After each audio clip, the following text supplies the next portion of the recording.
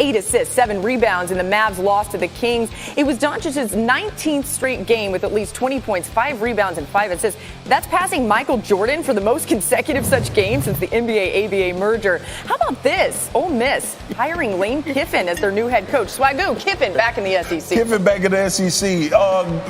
Going to be a really good 2-year run, man. Got to put points on the board. Ole Miss know that they can score. He's going to recruit well. And then Lane Kiffin is going to look for the premier job in college football. Nah, all seriousness, this is a great hire for Ole Miss. They needed a coach like this. They needed cachet. They needed to bring attention to the program. Lane Kiffin is back in the SEC. Everybody watch the hell out because he is a goon, and he's going to be a goon to everybody. It's almost like you have a go. Question, and Rex tries to answer it. Which two teams played in the last AFC Championship game that did not involve the Patriots? True. True. I'm going to say true. The only time I've ever got one right, I said true. Okay. Now, I'm going to say Pittsburgh, Denver. Pittsburgh, Denver. Yep. Guess what?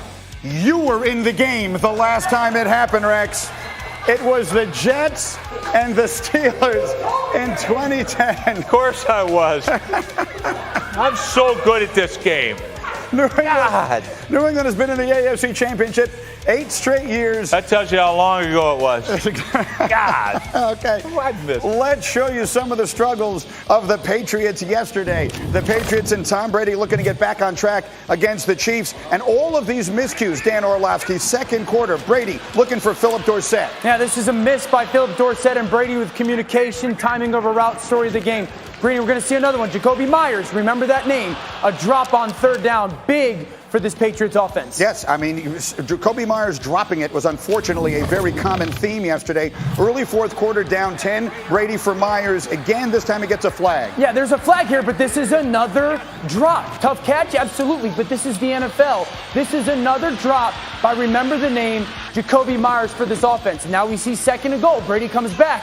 Here's another drop by Jacoby Myers. There's a theme here for this Patriots offense. That's 3 times drops from the quarterback. And thus, on the play that ends the game on the fourth down, he doesn't go to Myers. And there's a chance for him to throw this ball underneath the Jacoby Myers. He decides the only guy that I think is going to make this catch is Julian Edelman. Knowing from experience is brought to you by Farmers Insurance, and I have a feeling I know where you're going here, Dan, after what we just saw. But how did Tom Brady's in-game experience impact his decision-making yesterday? Yeah, I mean, first of all, everyone at home, pause. I'm aware of what I'm about to do, but we have to pay attention to what happened on that fourth down. I just showed you all those drops by Jacoby Myers for this Patriots offense. Now, listen, 4th and 3. Fourth quarter, there's a timeout. So you can throw the football wherever you want here. Now, the Chiefs are going to come out with this all-out pressure, and Brady sees it, and he's going to start communicating to Julian Edelman and his receivers. And what they're going to try and do is a play that you often see. Edelman's going to go up to the corner, and Jacoby Myers is going to come onto the shallow right here. Now, this is what is going on with this Patriots offense.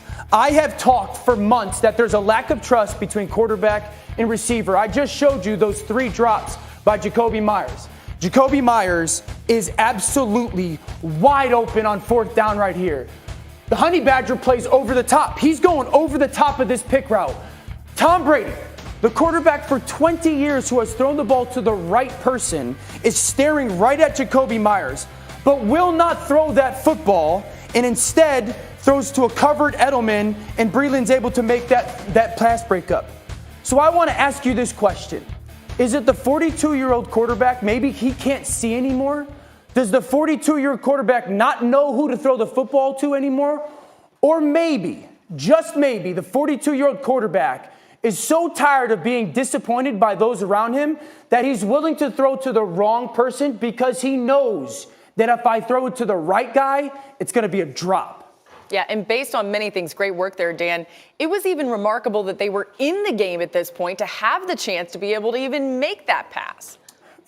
But that's the Patriots for 20 years have been notorious to getting to the moment. And then the quarterback knows, I trust you. I've seen you make this play. And I'll go to you. Yeah. And for him to pass up the right receiver to throw to the wrong guy is indicative of, I know you won't make that play.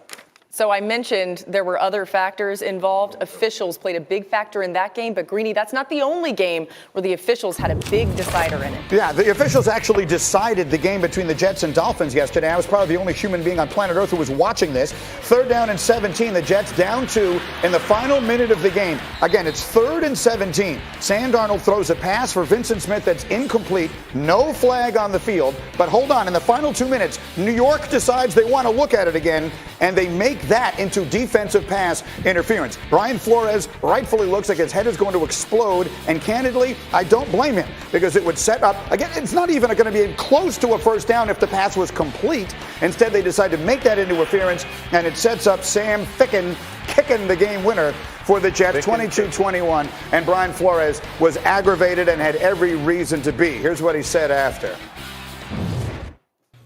Flo, what had you so upset there at the end of the game? Was it lost the game?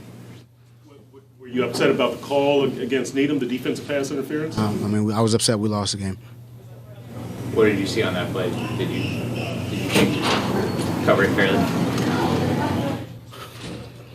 I'm not going to answer any questions about the officiating. Let me clarify when I said in the highlight there, New York decided to look at it. I assume most people who watch football by now know in the final 2 minutes, those replays can be initiated from a command center in New York run by the head of officiating, Al Riveron. When we have had so many conversations this season about pass interference calls that coaches challenge that the officials wanted no part of overturning.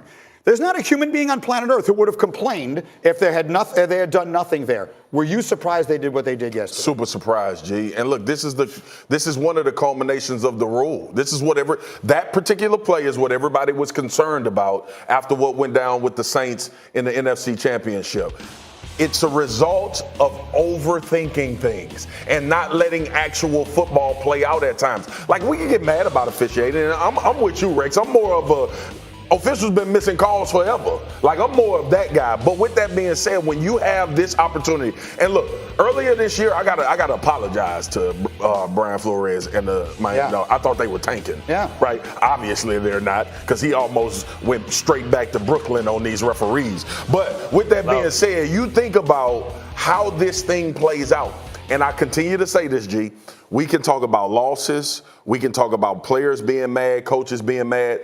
These are livelihoods. Losing games costs you your livelihood with that particular organization. Oh, no, absolutely. And this with Brian, I feel really bad about this. And you're right. I mean, Marcus, this team's competing their butts off. And whether they're trading away, they're trying to build for the future, I get it. But they're still trying to win these games. And for you to take this game away from them is absolutely ridiculous. I mean, look, this thing right here for them to, hey, no, you know what? We're going to give them this one. Wait a second. They can't make up their mind. Do they want to do a ticky-tack thing, which is what this would have been, or do they want to stop the horrendous call? And that's what it was supposed to be. Now what? We're changing in midstream? This was an awful thing. And Brian, unfortunately, this is going to cost you about $50,000. Trust me, I've been there. When you go after an official at the end of a game, maybe in his case 25, because he probably hadn't had the streak that I had. But he's right, and he'll give that thing grudgingly. His wife will have to pay it, and she'll be ticked off. But you know what? I love it, and I tell you what, your football team's going to love his reaction. Listen, I have a couple of thoughts. One of them is, Dominique Foxworth said on this show, Brian Flores should get some votes for Coach of the Year, and the reality is he should. No, he shouldn't. That team plays every week like it's the Super Bowl. So did my team. Your organization didn't, in theory, quit on you, try to make you lose. They have. Let's not bury the lead here. The lead here is that is not what this rule was put in place to do, okay? They just decided yesterday to do something no one needed, no one wanted, no one asked for, and it is actually running contrary to the purpose of replay and the installation of this rule this season. That was an absolutely terrible decision, and there was no reason in the world